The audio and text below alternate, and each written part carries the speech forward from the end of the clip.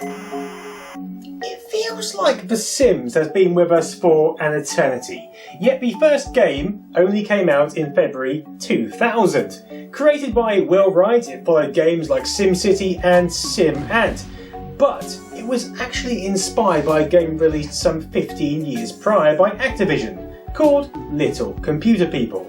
So let's explore this game and see how and why it inspired The Sims. Human-like beings actually found living inside computers.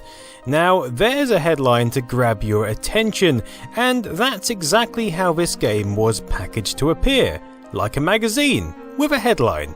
In fact, there's no mention of the actual title, Little Computer People, anywhere on the front, just the magazine name of Modern Computer People.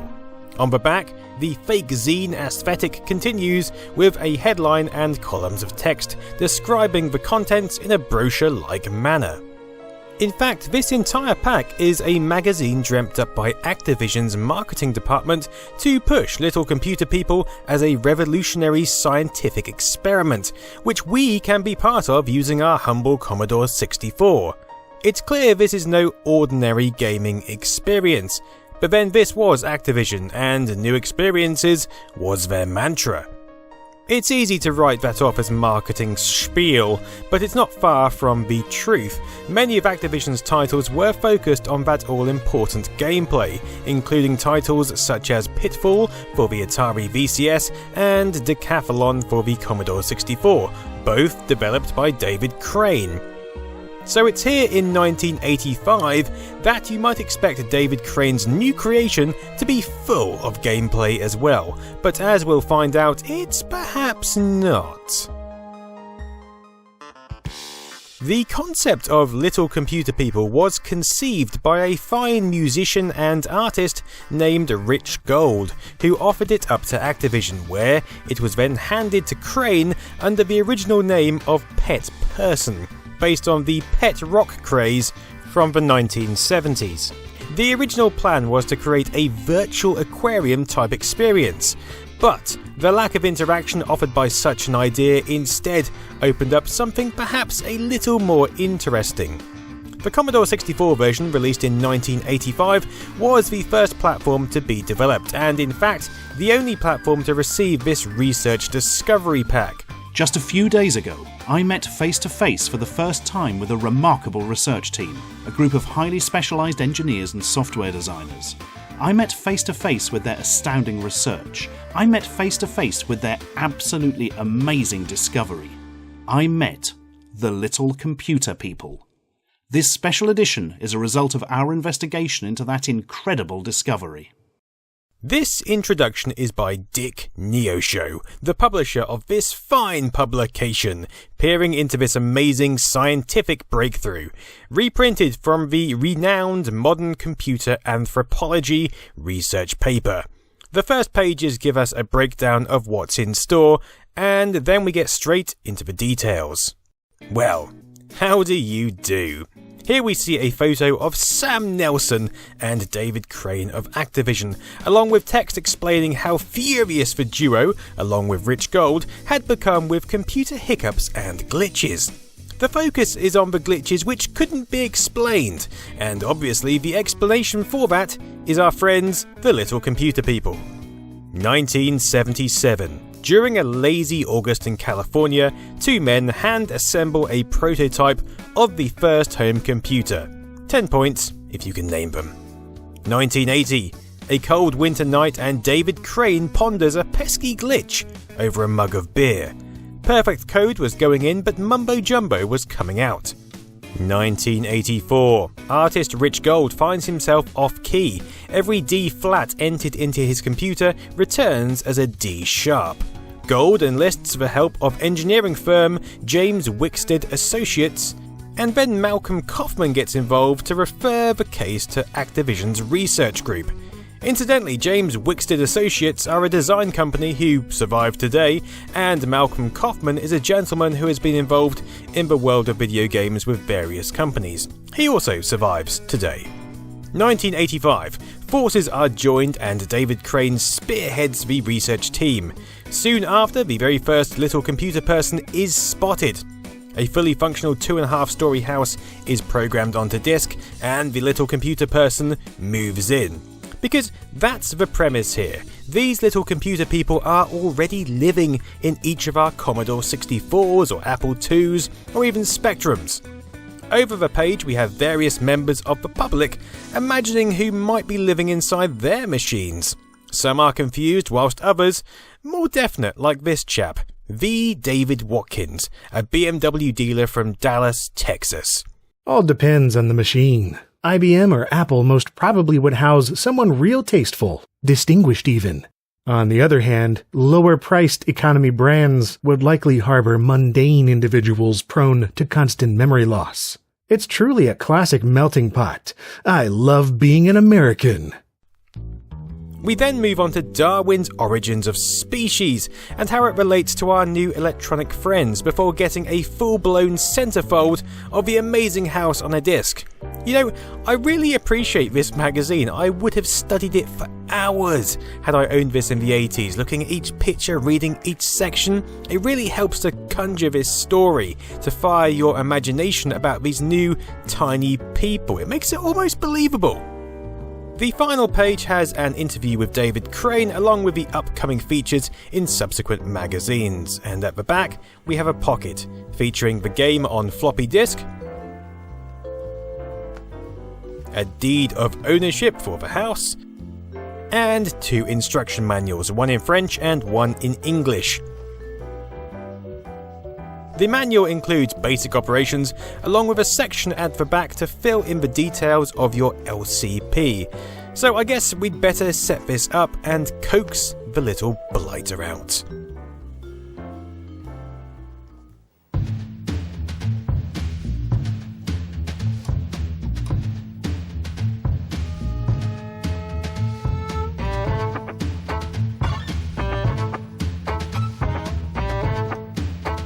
First up, we need to enter our name. We're posing as a researcher, monitoring what this LCP does, as part of the greater project. We then need to enter the date and the current time. The C64's real-time clock will then take care of the rest. Now at this point, this information is saved to disk and our little computer person is activated. This only happens once, so if you don't want to seal your fate, then best make a copy of the disk first. Although after experiencing what happens next, you might want to give it a miss. For here is the grand moving in ceremony.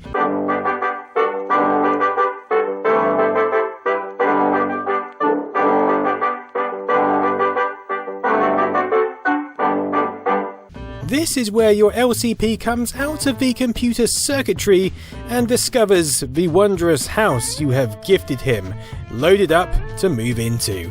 And yes, it's always a male for whatever reason. After a few minutes, he appears.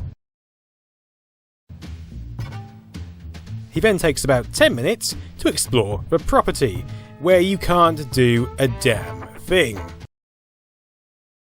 As a child in the 80s, I might be beginning to get cheesed off at this point, but I'm sure my fascination would still have been the dominant sensation. Now here's the clever thing, each LCP is actually unique, and although we're led to believe they've been living here for years, it's all driven off a serial number encoded on the disc. For the initial run of games, each disc was sequentially numbered with each digit or group of digits responsible for deciding hair colour, clothing, character type, facial expressions and even the name, which was plucked from a list of over 250.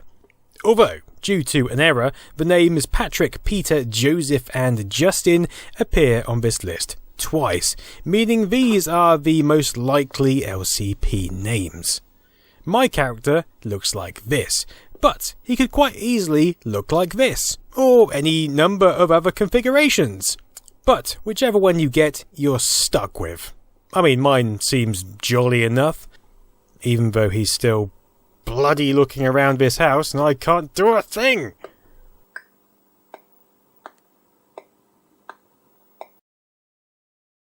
I've been here for about 10 minutes watching him fumble from room to room.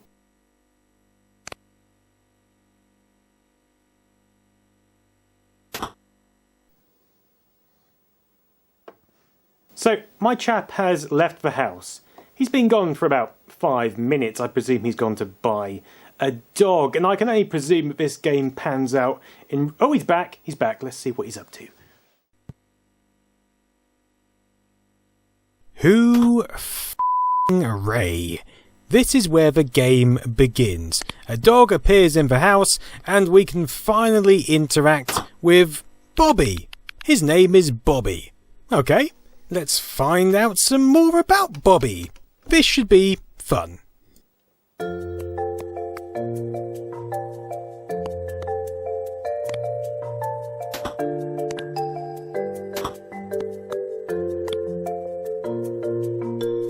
Bobby! There he is, happily washing up, not a care in the world. I think he's preparing some food, maybe for himself, maybe for his jolly little dog. Who can possibly tell? In a few minutes he'll probably do something else. He'll go somewhere else. His dog will go somewhere else. What the hell is the point in this? Sorry, look, I understand this game. I understand how mesmerising it is, how enthralling this would have been, how engrossing it is to actually believe there's a little intelligent man inside my computer. But this guy, Bobby, he winds me up. He's got an attitude, and my time living with him, well, it hasn't been smooth, that's for sure. Most of the day, Bobby will just stroll around the house. Perhaps he'll sit down and read the paper. Sometimes he'll watch a bit of TV, even play his computer. But other times he'll just sit at that piano and play tune after bloody tune for what seems like an eternity.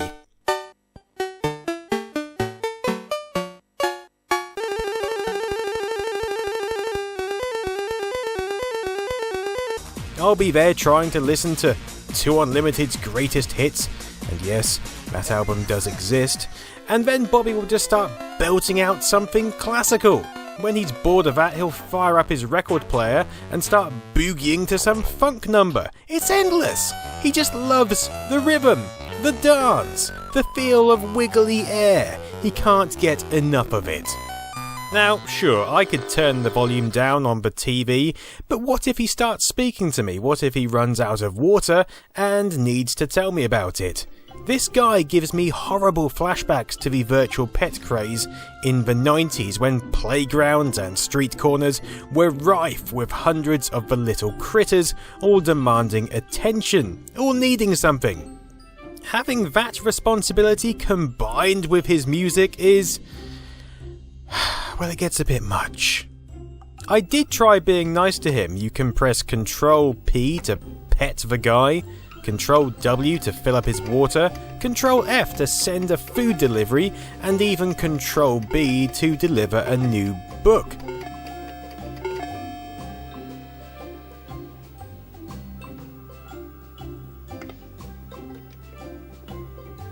But in the end, I just wanted to kill the man. Especially after he kept going in those secretive back rooms. What was he doing?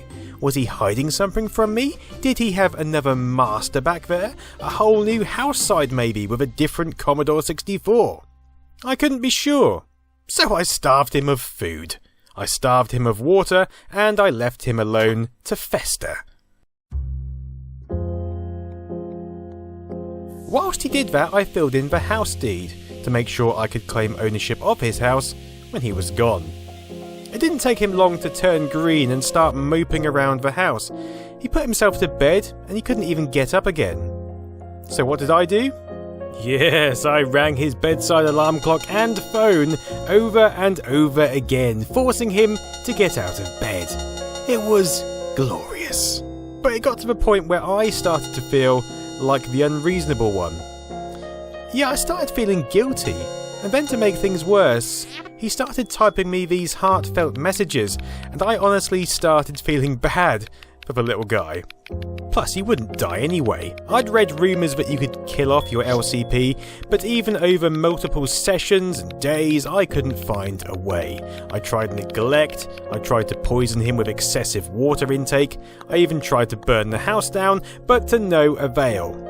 I decided to write this in the unusual activities section of the handbook. Won't die, possibly invincible. And then I went back to being nice. I decided to try some other things with Bobby, some things we could both enjoy.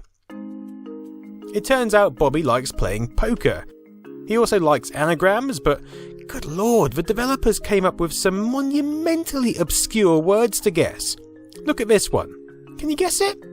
It turns out it's insole, but it's not exactly a word which springs to mind on a daily basis, is it?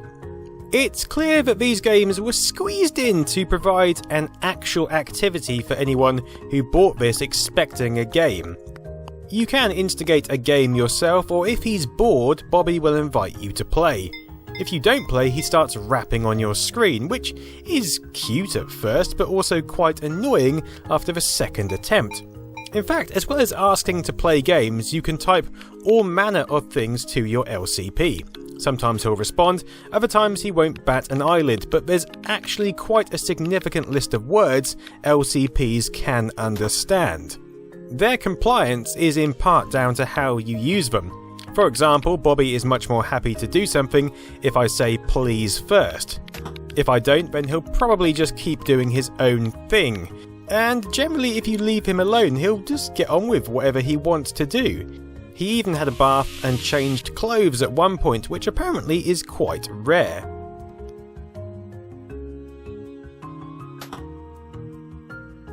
He even has special moments for things like Christmas Day, like playing Jingle Bells on the piano. Don't even try it, Bobby. In the end, I had to step away from my bumpy relationship with this guy and look at the game objectively for what it was trying to achieve, and when I did that I remembered that it was truly significant. Let's think about it. This game popped up over a decade before the Tamagotchi craze. It popped up well before games like The Sims, and it really was an entire new experience for any home computer owner in the 80s. It's little wonder that despite the lack of gameplay, it scored some extremely high reviews from the gaming press. It has its limitations for sure, and it's not going to keep you entertained non-stop, but it does feel like a program I would have left running in my bedroom and made sure to show anyone who happened to be in the house. It's interesting, it's entertaining, it's engaging, and I actually felt a proper connection with this guy. But yet I still feel like it never reached its full potential. When I talk to Bobby, he speaks of parties he'd like to throw, of a roommate he'd like to have, even for a cat he longs for. It's rumoured that these things were due to arrive in expansion packs, or even perhaps a sequel to the original game, but the original release just wasn't popular enough to justify it.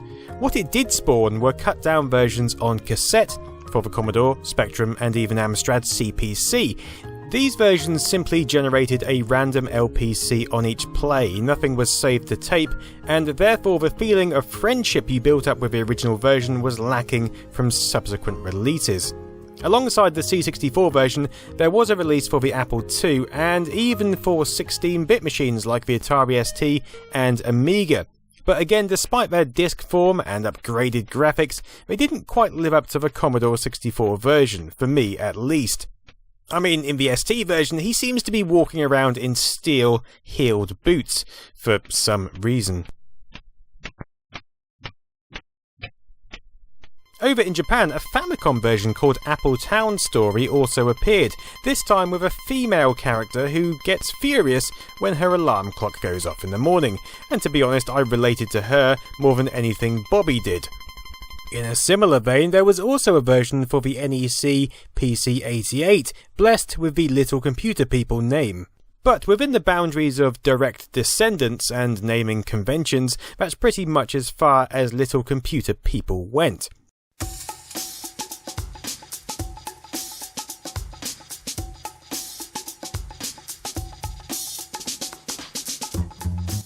Step outside those boundaries for a second, and of course we get to The Sims. So how does that fit in with Little Computer People? How did it help create a series which has gone on to be phenomenally popular?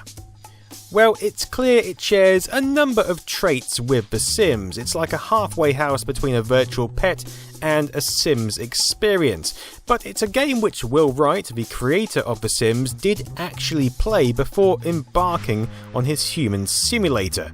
He also received what he described as valuable feedback on The Sims from the original designer of LCP, Rich Gold. So it's clear that Little Computer People did actually play a significant part in creating the series played by so many today, and with so many expansion packs. Really, quite a lot of expansion packs. Maybe it's best LCP didn't get those expansions. Anyway, however you see it, Little Computer People is an intriguing and notable gem of history, and I certainly think it has contributed a lot to gaming since. Clearly, it influenced Will Wright, but I'm sure it sparked the curiosity and creativity of countless others who dabbled with it on Commodore 64s, Spectrums, and Apple IIs across the world. It's definitely worth picking up a copy, although the version I have does seem to go for considerable sums of money these days. If not, you can just emulate it to get a taste of what people experienced back then. Who knows where we might be without our Little Computer People. As for you, Bobby, you've got about 3 seconds to get back into that Commodore circuitry before lights out. Oh, too late, Bobby. Too late. Bye, Bobby.